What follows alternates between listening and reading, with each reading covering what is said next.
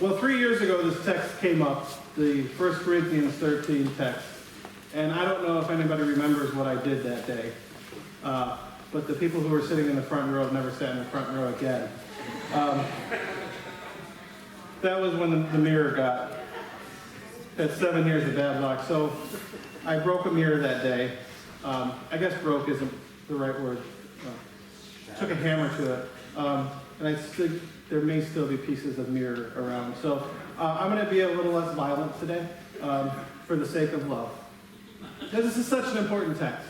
This is such an important text. It's a text that we could really preach on all year. Because love is so important. Love is so important as a community of faith. Today at the congregational meeting, we're going to talk about all the many different committees and all the many different things going on in our congregation and all the different gifts that people are sharing. But love is more important than anything. Love is more important than the amount of sacrifice we give to make this church what it is, to make God's church what it is. Love is more important than everything when it comes to a community of faith. And it is by love that people should know that we are Christians. And it is by love that people should feel welcome in our congregation. And so today I want to talk a little bit about love. First, before we get into it, I just want to talk about the Greek word that's used here. The Greek word, the Greeks had they had 4 or more words for love, but 3 main words.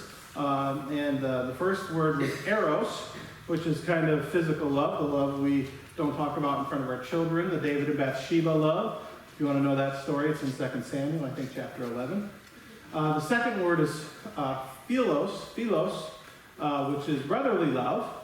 And actually, when there's the city of Philadelphia, the city of brotherly love, is named after it. And if you've ever met anybody from Philadelphia, you know that they're very lovely people. Except when you remind them that the Lions crushed the Eagles on Thanksgiving, then they're not quite as lovely. And then the third word is agape. Has anybody ever heard that word before, agape? Agape simply means unconditional love. It means self-giving love. Love that doesn't demand anything in return. Love that is just pure love that there's nothing that you can do to stop. Much like a parent's love for a child. But it's even deeper than that. And that's the word that Paul is actually writing about today. When he uses the word love for 1 Corinthians, he uses the word agape, unconditional love. And for a long time, we talk about how it is that we can love and what love is like. Love is patient and kind, and it's great. But today I want to take a different spin out. What are some things that we do, or that I do, very often, that is not loving? What are some of the ways that I struggle with loving? And I don't have to look very far in this text to find 4 ways that I struggle mightily with loving. First, love is not in a rush. Love is patient. Love is not in a rush. Take it the other way. Does anybody ever feel busy? Does anybody ever feel like they're always in a rush? I'm always in a rush, going from one thing to the next thing. So this week I had 3 days of conference down in Arlington and then 2 days of meetings up at Briarwood and Argyle, Copper Canyon. And yesterday, I'm on Synod Council, or Mission Council as we call it, which is basically just a 2-day-long church council meeting, which is really exciting. But we did have worship on Friday night, and I got to preach, and Eddie came and played, and thank you for doing that, Eddie. It was great. Eddie and Danny played as well. He's not here today. It was great worship. But yesterday we were trying to get done early. We were trying to, because it was a beautiful day, and it's Saturday, and some people had a longer drive home than others, and we were just trying to get done early. And we got done, and I thought, okay, it's not really early, but I can still get home in time to enjoy some of the afternoon. And I was on my way out to my car, and one of the other pastors, who was from south of here, who I really hadn't gotten to know before, but he was at the worship service that I preached on Friday night, and he just wanted to talk to me about the sermon and tell me he enjoyed it, and so he just wanted to share his story. And it was one of those things where I'm walking out to my car after 5 days of conference and meetings, and I'm just ready to go home, and I'm basically in a dead sprint to my car, which he caught me because I'm not very quick, and he wanted to talk, and it was what you ever have those conversations where you kind of want to go, right? And they're talking, you're just looking for an exit strategy. You're looking for a way out. And you're like, well, at the end of this sentence, can I say, oh, that's great, let's talk about it. And it was one of those things where for a couple minutes I was like, I really want to go. But he kept talking, and it was one of those things where I kept moving, and he kept moving with me. And I just reached the point where I decided I just need to commit to this conversation. I need to commit to being present in this conversation and letting it take its course. And so, my posture changed from, oh, really? To, well, tell me all about that. And I just made a commitment that I am not going to rush through this conversation because I need a sermon illustration for tomorrow. So, it's so bad that that's the way that I think, but it worked, and we had a nice long conversation, and he told me all these great things that this tiny congregation he serves in the middle of the country is doing, and it was a great conversation, and it's a conversation that will continue next time I see him. And so love is not in a rush. I want you to remember that for our congregational meeting after worship. Love is not in a rush. Love is not envious. Love is not envious. There are a lot of things that I want. I'm sure there are things that you want as well. There are a lot of things that I want. I want to be able to swing a golf club like Jordan Spieth does. Just so graceful, so smooth, so relaxed, so nice. It's a 3-iron, 285 yards. I want to be as compassionate as the Pope. There are pictures of the Pope doing things that I just wish I was that compassionate. That I would look to people in my community where I could go and do those things. I want to preach like Billy Graham. Someday I want to be as good as Billy Graham. I want someone to come up to me and say, that sermon was Billy Graham material. And after worship, if you go down Highland Street, cross over and head towards Kimball, there's a Rolls Royce for sale. It's like in the late 80s, it's like an 80s model. And I've never necessarily wanted a Rolls Royce before, but I drove by it one day on my way home from visiting somebody, and I just thought, well, that is a cool looking car.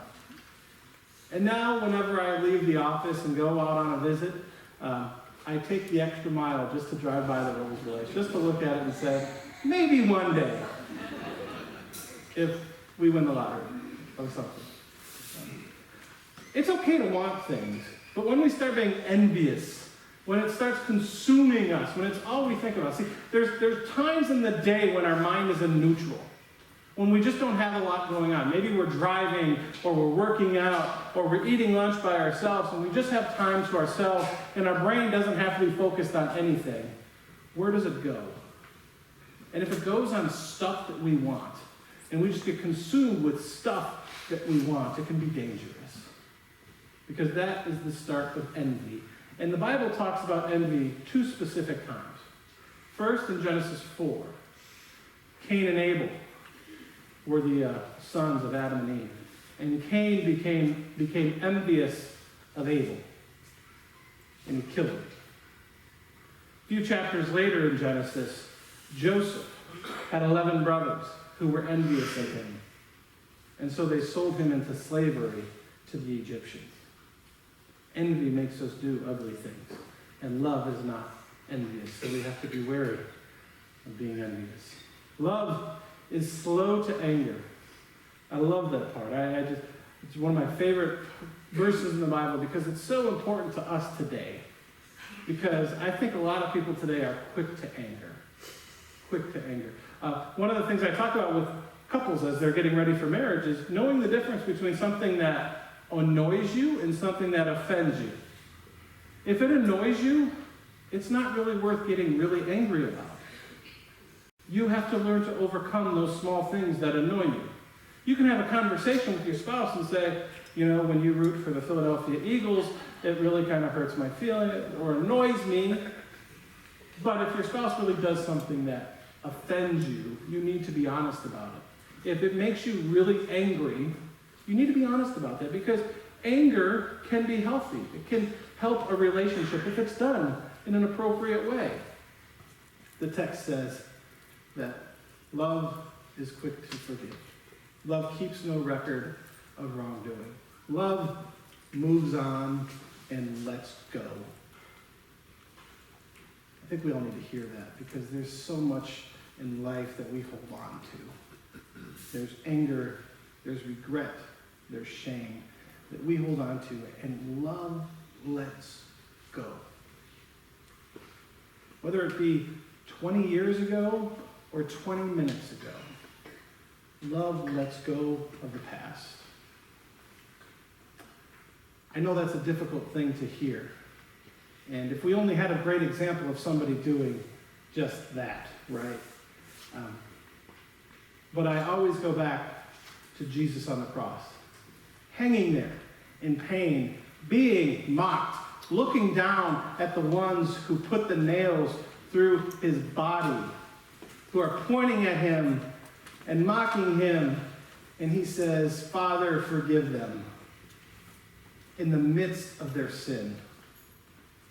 Because our God is a God who forgives in the midst of sin, which means while we are sinning, God is forgiving.